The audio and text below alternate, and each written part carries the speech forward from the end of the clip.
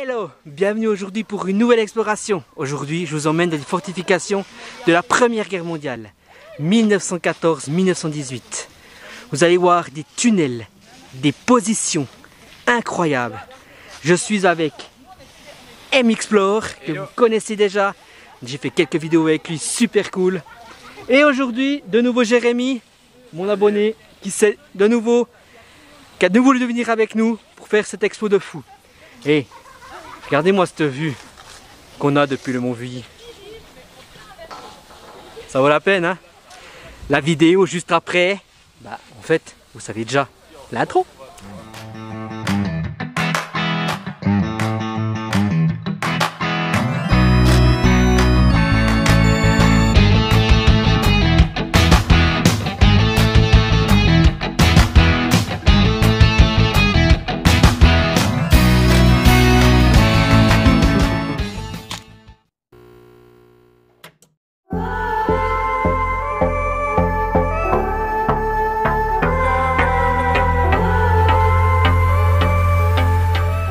Là, je me trouve dans les anciennes tranchées 14-18 à la position Vuilly du Haut. Donc on peut voir ici des tranchées d'infanterie, mais maintenant occupées par une sorte de bestiole, peut-être un renard ou un blaireau. Je ne vais pas aller m'aventurer dans le petit trou pour voir ce que c'est. Là, je continue dans cette direction pour aller voir une fortification 14-18.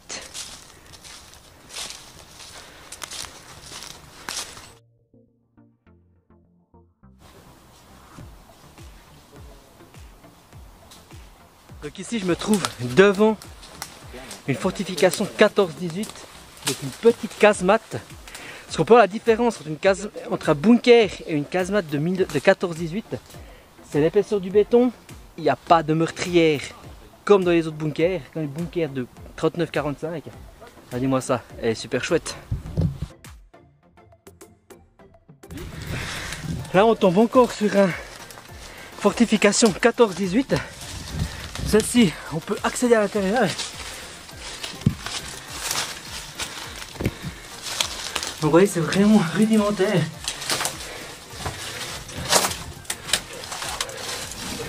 Donc là, c'est la position de tir. Là, on voit encore le gros de la porte. Donc là, on est vraiment dans un abri 14-18, vraiment rudimentaire par rapport à 39-45. Mais il est vraiment chouette. Ici, on se trouve devant une casemate. Regardez ça. On voit bien l'intérieur. Ici, il y avait le système de ventilation qui donnait en dessus. Regardez ça, incroyable. C'est juste dingue. Regardez ça. C'est magnifique, qu'il reste des vestiges comme ça encore de la Première Guerre mondiale, 14-18, c'est juste magnifique. Regardez là, BAT, sapeur 19, première compagnie, on voit bien là que c'est marqué.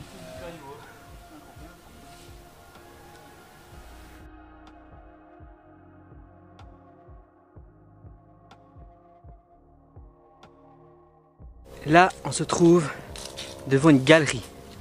Cette galerie date de 1914. C'est une ancienne galerie pour les soldats. On va s'aventurer à l'intérieur et on va aller voir ce que ça nous réserve. Je crois que tu passes avec le sac. Non.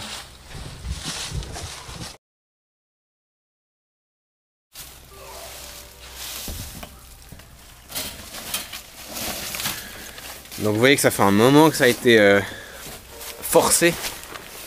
Alors on profite du passage ouvert. Hein. Donc là je suis dans la galerie, dans cette galerie qui est assez impressionnante, regardez-moi ça.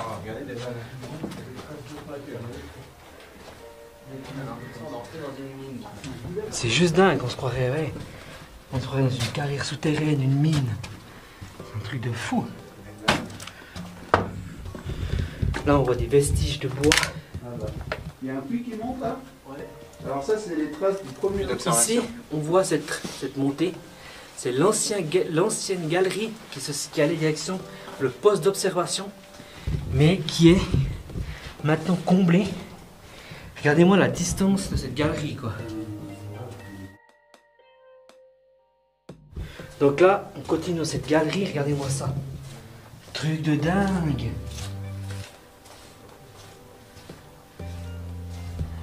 On se croirait vraiment dans dans une mine, quoi. Tout ça m'a été creusé à la main à l'époque, en 1914, quand ils n'avaient pas autant d'outils que maintenant pour creuser sur la galerie. Donc c'était creusé à galerie pelle-pioche. Et regardez la hauteur.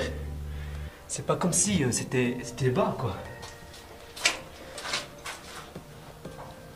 Donc on voit bien les différentes couches de roches. Mais la longueur de cette galerie, c'est assez impressionnant, quoi. Voilà, on tombe sur une galerie qui est très humide, au bout de la galerie. Là, on dirait qu'il y a une sorte de porte au bout.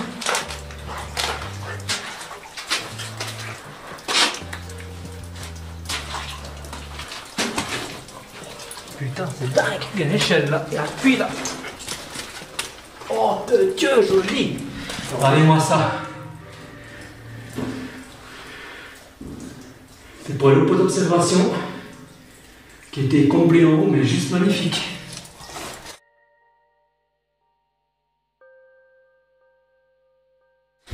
Ici, on voit bien ces deux tubes en béton. C'est la réserve d'eau de la galerie. Ça coule au plafond.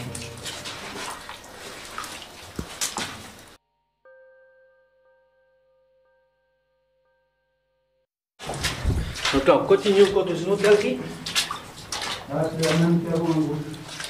Donc une galerie qui finit en cul-de-sac.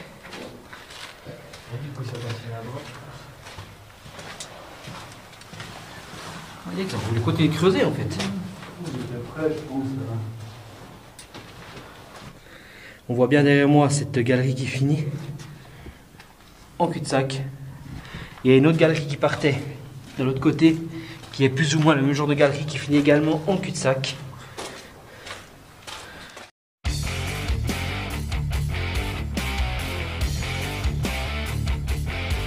Ici, on voit cette sorte de creusé là dans la roche qui fait tout le tour comme ça. Pas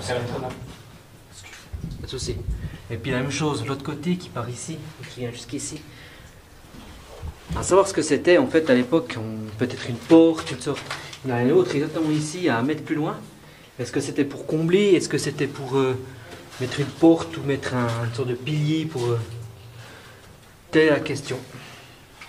Mais tu vois, t'en as pas, évidemment. Maintenant que j'en parle. Mais ce que j'aime bien, c'est voir les motifs et les couches dans la roche. C'est incroyable. Ouais, je pense.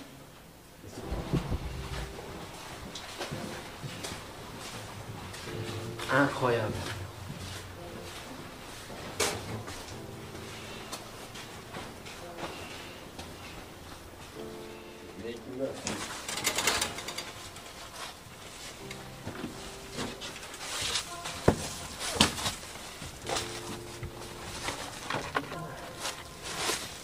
Alors là, on a vu ici cette galerie. Donc, ce que vous avez vu juste maintenant, c'est cette galerie, donc une ancienne galerie de 1914. Franchement, c'est un truc de fou. Et ici, on a le même genre de galerie, mais moins longue. C'était une casemate. Donc c'est ici qui rangeait sûrement la munition, sûrement leurs affaires, etc. Maintenant, elle est réhabilitée on va dire en maison de jardin, puisque ça ressemblera en plus une maison de jardin. Ici, il y en a une autre. Regardez. Ici, il y en a une autre. Regardez comment elle s'est éboulée. Donc, on fait toute la falaise. C'est cassé la gueule et puis il a comblé cette galerie. Ici, où il y a Jérémy, il y en a également une. Là, vraiment, on voit que vraiment le plafond, là, comme il s'est. On voit bien le plafond comme il s'est effondré dessus. C'est impressionnant. Ici, on en retrouve encore une. Également effondrée. On voit bien la structure dessus. En fait, comme ça s'est effondré. Comme ils ont. En fait, ils ont créé ici à l'intérieur. Ils ont bétonné. Ils ont mis des briques pour pouvoir faire un truc vraiment propre et puis protégé, que la galerie tombe pas dessus. Mais on voit bien la structure en métal dessus qu'ils ont mis et ils ont vraiment fait un truc de fou. Ici, dans le mur là, on voit qu'il y avait une ancienne casemate. On voit un mur ici, un reste de mur ici. Franchement, il devait en avoir une. Et là, on voit bien que toute la paroi en fait s'est effondrée dessus et a complètement comblé l'entrée. La molasse, c'est très fragile, c'est quelque chose qui est très friable. Et avec le temps, en fait, elle s'effrite et puis elle tombe. Et puis juste 50 mètres plus bas, il y en a encore une qui est encore dans l'état, encore dans son jus. Mais on voit aussi que, en fait, qu'elle bouge. Ici de nouveau, une casemate, la dernière de la lignée. Donc on a commencé ici en haut, on voit la casemate ici, derrière il y a la galerie. Tout le long ici il y a des casemates. Et puis celle-ci c'est la dernière de la lignée. Donc on va aller jeter un œil dedans pour vous montrer comme c'est à l'intérieur. Donc le sol a été bétonné. Le plafond, on voit bien le plafond avec ces traverses de ferraille. Et dessus cette traverse de ferraille, il y a de la brique. Et également du béton pour protéger. Et ici on voit derrière, ici on voit bien derrière, il y a le mur et la molasse qui est directement placée en fait derrière le mur.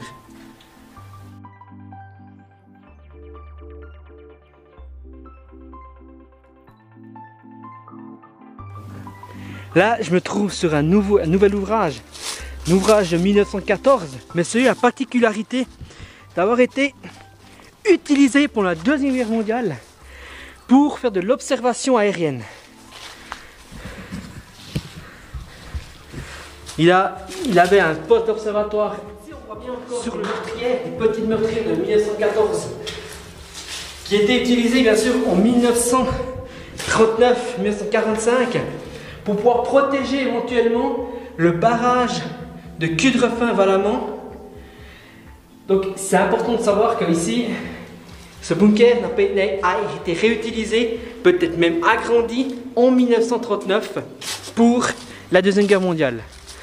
À l'époque, ici il n'y avait aucun arbre autour de nous, donc c'est ça qui est intéressant à savoir. Et si on vient en dessus, on s'aperçoit qu'il y a encore ici une sorte de position. Est-ce que c'était pour une sorte de radar en 1939 ou à savoir? Sur le plateau du Vuilly, c'est un plateau. Les fortifications du Vuilly ont été utilisées pour la Première Guerre mondiale.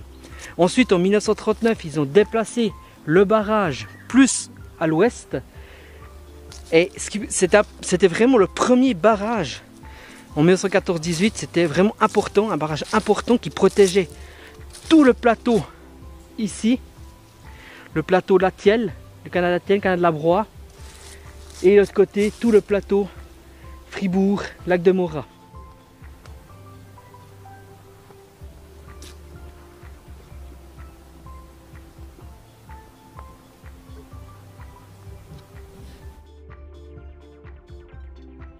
Ici, je me trouve sur un bunker, une fortification de la Première Guerre mondiale, avec une forme assez intéressante, avec un mur droit, cette sorte de coupole arrondie qui est juste ici, et ici, on voit encore un ancien barrage anti-char de véhicules de 1914-1918.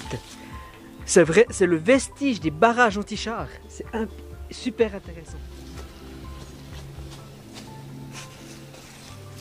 Donc allons tout de suite visiter ce premier ouvrage.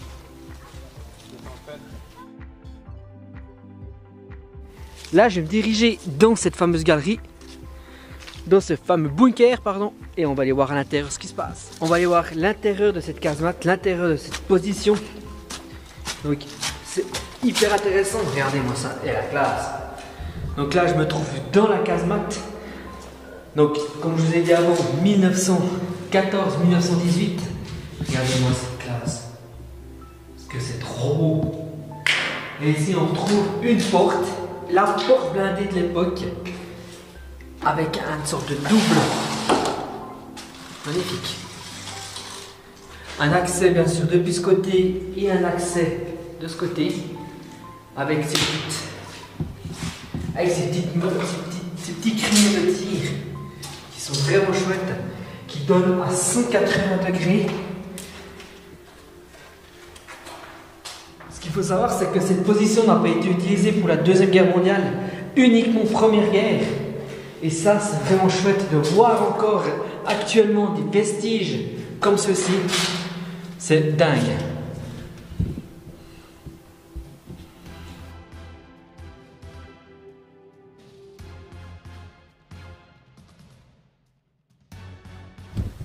Ici au Vully, c'est vraiment été utilisé, comme je disais avant, pour la Première Guerre mondiale.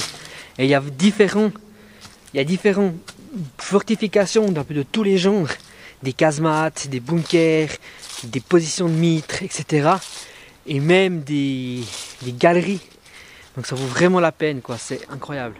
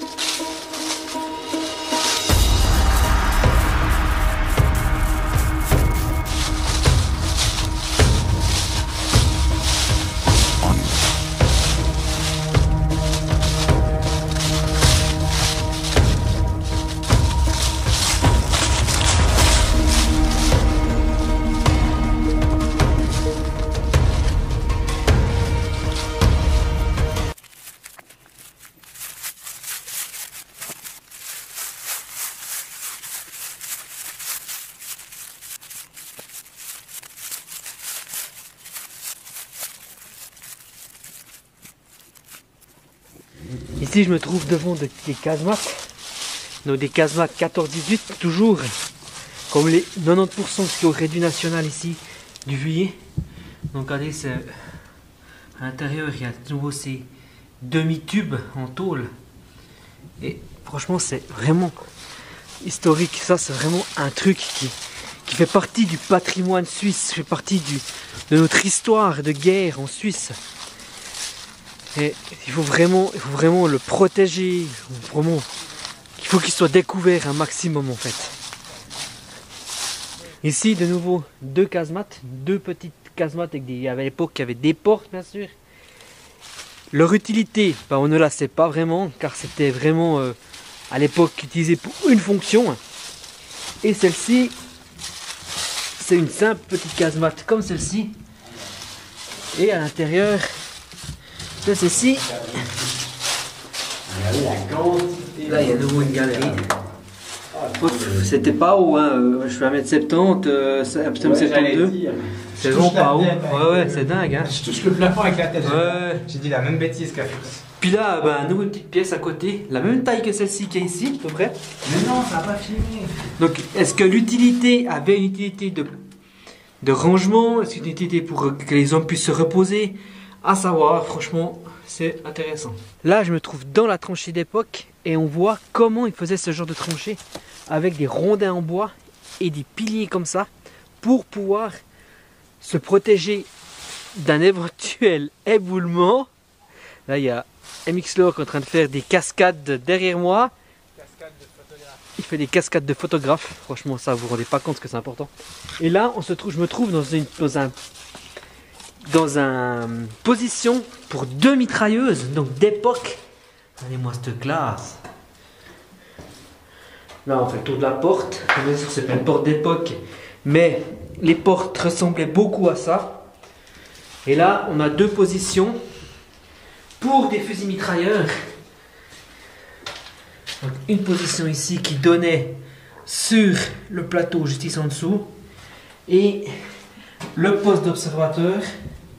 Il y a également encore un autre créneau de tir. Et ça, c'était vraiment de 1914-1918, Première Guerre. Franchement, c'est incroyable de voir encore des vestiges de la Première Guerre mondiale. Franchement, c'est beau.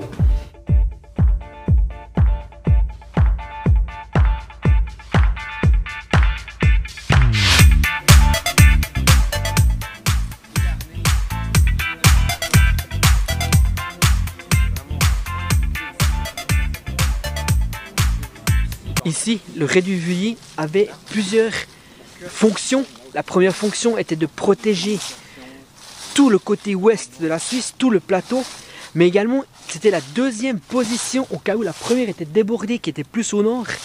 Et ici, c'est vraiment une position qui était très importante. C'est où les hommes pouvaient se reposer. Il y avait des lignes de front, des lignes de feu. Tout autour, ici à l'époque, il n'y avait pas d'arbres. Et tout autour de cette petite colline, il y avait plein d'obstacles. Et ces obstacles étaient très importants. C'était vraiment la première ligne de défense de ces casemates, de ces positions. Qu'est-ce qu'une casemate? Je vais vous expliquer en 2-3 mots. Une casemate, c'était la position où les soldats pouvaient se reposer, dormir, manger, tout ça à l'abri des intempéries, à l'abri du temps, à l'abri de la neige, de la pluie, etc., du froid également. Et ces casemates font environ 2,20 m de large sur à peu près 2,50 m de haut. Je vous montre tout ça directement en image.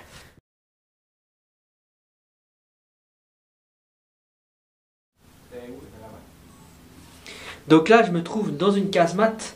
À l'intérieur de la casemate, je suis assis comme à l'époque où les soldats étaient assis. Et ça, c'est vraiment un lieu de vie rudimentaire. Ils ont vécu des mois et des mois et des mois ici, voire 4 ans ici. Et ça devait être très dur à garder le moral qu'on voyait dans quoi ils vivaient, quoi. Là, je me trouve dans le boulevard principal. Le boulevard principal, appelé comme ça, c'était l'époque où les tranchées, où ils vivaient dans les tranchées non-stop. C'était également recouvert, hein, les tranchées ici étaient justement recouvertes avec peut-être des bâches, des planches. Il faut savoir aussi que c'était beaucoup plus profond à l'époque et il y avait des planches au sol. Et là maintenant, je me trouve dans ce qui est les cuisines. Ici, c'était les cuisines de l'époque. Donc, waouh, franchement, c'est dingue de se dire que à l'époque, ils préparaient à manger ici dedans, quoi. Franchement, c'est dingue.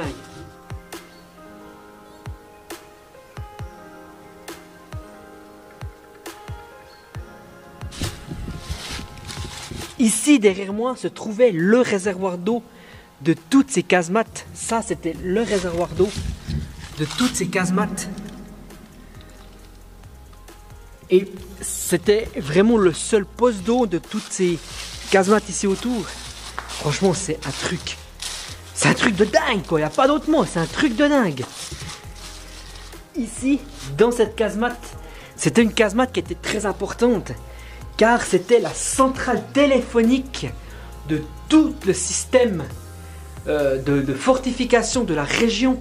Il y avait Kersers, Jolimont, etc. Et tout se passait à partir de cette casemate.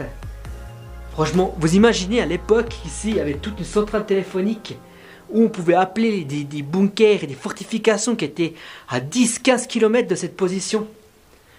On se dit, mais c'est complètement fou. Eh ben non, c'était là-dedans que ça se passait. Donc là, la tranchée, les casemates. Mais franchement, il y a des casemates partout. Sur un petit secteur comme ici, il y a des casemates, c'est juste de fou. Franchement, c'est un truc de fou. C'est énorme, énorme. Comme ça, est-ce que c'était également une sorte de réservoir? À savoir. Ah non, c'est juste un mur de soutien en fait. Franchement, regardez-moi le mur d'époque, un mur comme ça d'époque, c'est un boulot titanesque en 1914, car ils n'ont pas les outils et les machines qu'on a maintenant, qu'on a actuellement. C'est dingue, franchement c'est incroyable. De dingue quoi. T'en penses quoi toi? Ouais, c'est impressionnant quoi. Quand on regarde ça, on se dit qu'il y avait des soldats qui vivaient là-dedans, dans ces conditions. C'est ça qui est dingue. Quand même très sommaire, hein. Ouais, c'est fou. Je crois sinon c'est que nous on se plaint actuellement du Covid, tout ça, et puis tout le contexte, puis on la a guerre, toujours voilà. quelque chose à râler, puis finalement... finalement qu'on voit nos ancêtres dans ce qu'ils ont vécu pendant presque 4 ans. On a quand même de la chance. Hein. Ouais, c'est clair. T'en penses quoi toi?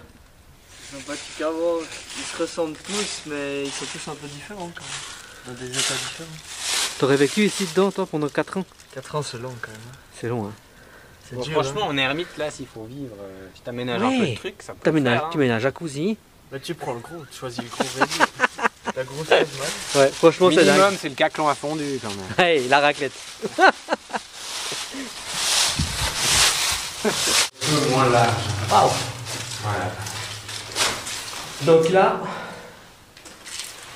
on se trouve dans une caponnière, une demi-caponnière, avec également des créneaux sur environ 90 degrés.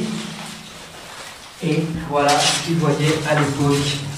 C'était vraiment pas un truc de fou. Imaginez-vous dans un bunker comme celui-ci, où en face de nous, il y a plus de 10 000 hommes, et que vous avez juste ce petit trou pour voir qu'il y a des hommes et des hommes qui viennent en face de vous, et vous pouvez tirer pour les descendre. Je pense que vous auriez eu les chocottes aussi. Je me trouve ici à un point du réduit du Vuilly également, fin des Fourches. Ce point était le point est un ouvrage d'infanterie. Il y avait environ 200 fusils qui pointaient contre le nord à l'époque. 200 fusils, vous vous rendez compte? 200 fusils. Et ils pouvaient tirer sur une distance de 1500 mètres. C'est franchement un truc de fou. Et à Plan des Fourches, il y avait également un projecteur. La photo qu'il y a juste maintenant. Ce projecteur pouvait éclairer jusqu'à 3 km. Rendez-vous compte, 3 km à l'époque, c'était juste un truc de fou. Donc je vais me diriger ici en bas, dans cette galerie, qu'on va aller voir. Je descends les escaliers de cette fortification. Imaginez à l'époque ce qu'ils construisaient. Franchement, c'est fou. Wow! Regardez-moi ça! Incroyable, franchement. Ça ressemble aux casemates qu'on a vues dehors. Les casemates d'époque qui sont dehors. Mais là, c'était vraiment une casemate souterraine, en gros. Il faut savoir que là, à l'époque, c'était pas muré. Il y avait également une tranchée qui continuait sur toute la distance. Et c'est là que tous les hommes étaient postés. Mais regardez-moi ce truc de fou. Franchement, c'est dingue. Et il faut savoir que ce béton, donc ce béton-là, a plus de 100 ans. Et il tient encore, il résiste aux intempéries, au sol qui bouge, etc. Franchement, c'est dingue. Là, il y a Miss Laure qui est en haut, il va descendre dans cette casemate magnifique. Et franchement, Beau avec ce lierre qui descend comme ça ici. incroyable. Le charme de ces ouvrages qui tombent à l'abandon. Ah, il y a encore des petits cantonnements. Ouais, en fait, c'était des... Ouais, c'est des une abris. casemate, exactement. C'est des abris pour les hommes qui étaient affectés ici à la fin des Fourches. En fait, c'est une casemate souterraine, en gros. Casemates souterraines. Hein. C'est dingue, hein.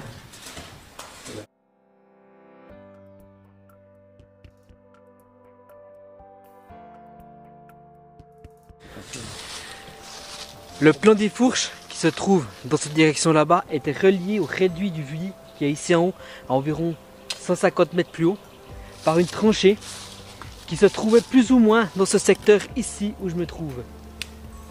Une tranchée qui zigzaguait, qui n'était pas droite pour s'adapter au terrain. Donc elle montait environ, elle faisait des angles qui partaient un peu dans tous les sens pour pouvoir arriver au réduit du Vuilly qui se trouve ici en haut, comme je viens de le dire. Donc là, on se dirige vers de la buée. Donc là, on se dirige vers un point d'artillerie. On a vu beaucoup de positions d'infanterie, des casemates jusqu'à maintenant. Et là, on va aller voir une position d'infanterie qui était plus ou moins liée avec la position d'artillerie qui était ici en haut. L'observation d'artillerie plutôt. On va aller voir maintenant cette position qui est un petit peu reconstituée. Pour ça, il faut qu'on descende ce chemin. Et on va aller voir ça. Donc là, on a trouvé les fortifications de Champ-Ribaud. Donc il y en a deux ici. Regardez-moi cette classe. Il y a deux positions ici. C'était des casemates, c'était des emplacements de munitions, de matériel. Et plus bas, donc ici en haut, on ira voir celle-là après. Ici en bas, il y en a une autre. Là, on a des casemates. voyez, c'est pas les mêmes casemates qu'on a vu précédemment dans la vidéo.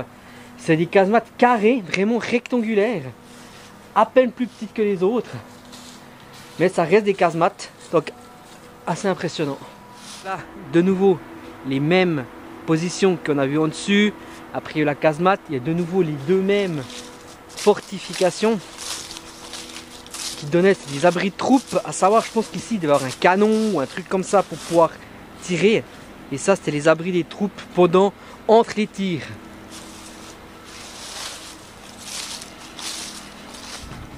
Donc en fait, chaque fois que vous avez vu ces positions ici avec chaque fois deux ouvertures sur le côté, c'était en fait des plans de tir. Donc là, il y avait un canon à l'époque, un canon de 1915 qui tirait direction Salavo. Ce canon pouvait tirer jusqu'à une distance de 7,5 km. Pour l'époque, c'était une évolution militaire qui était incroyable. En sachant que maintenant, dans les forteresses au Valais, les canons pouvaient tirer jusqu'à plus de 40 km. Mais pour l'époque, 7 km, c'était déjà exceptionnel. Et à savoir qu'ici, il y avait environ 60 hommes. 60 hommes qui venaient du canton de Vaud, du canton de Genève, qui faisaient partie de la Landwehr. La Landwehr, c'était tous les hommes, les militaires qui étaient la première garnison qui était prête à être engagée. Donc la Landwehr, c'est impressionnant, ils étaient prêts à être déployés du jour au lendemain, à l'heure même, sur différents postes, comme il y a ici au Réduit du Vully. En fait là, on va aller direction la reconstitution du plan de tir. Ce qu'il faut savoir, c'est que le champ Ribot était reconstitué pour l'Expo 02. Donc pour montrer exactement ce qu'il y avait sur champ Ribot, sur le Réduit national. Et le Réduit du Vully a été remis, c'est ce qu'on a vu précédemment dans la vidéo, a été remis à goût du jour pour justement un peu montrer ce qu'il y avait.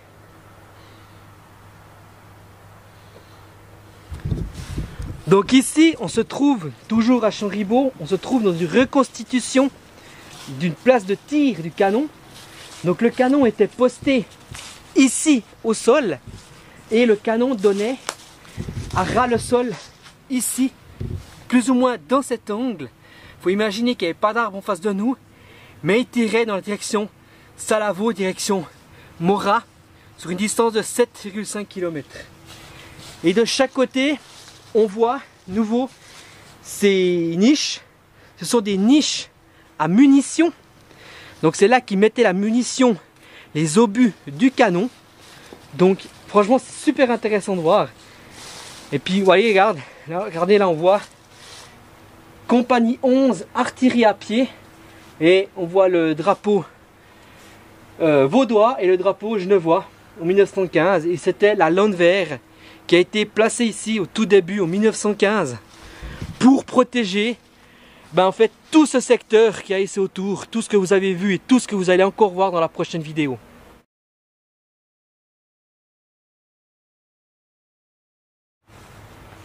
Voilà, je finis l'explo sur cette dernière photo.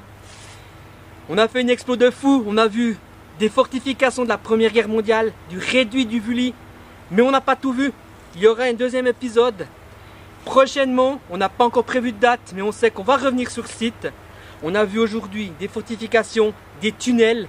Franchement, vous ne pouvez même pas imaginer encore ce qu'il y a tout à voir en fait. La fatigue se sent ressentir, il commence à se faire tard. On a marché pendant toute la journée ici autour. Mais bon, j'étais bien accompagné, c'est le principal. J'étais accompagné de M-Explore que vous connaissez déjà. N'hésitez pas à aller voir ses vidéos. Il a vraiment un choix de vidéos incroyable sur le patrimoine. Que ce soit militaire, sur des mines, sur de l'historique, allez voir. Et Jérémy, l'abonné que j'ai suivi pour la deuxième fois, c'était un plaisir qu'il vienne avec nous. Allez également zioter son Insta qui est ici en dessous. Le lien à M-Explore qui est également ici. N'hésitez pas à aller zioter tout ça. Et nous, on se trouve prochainement pour une nouvelle vidéo. Je ne sais pas encore ce que ça sera, mais en tout cas, ça viendra bientôt. Allez, ciao!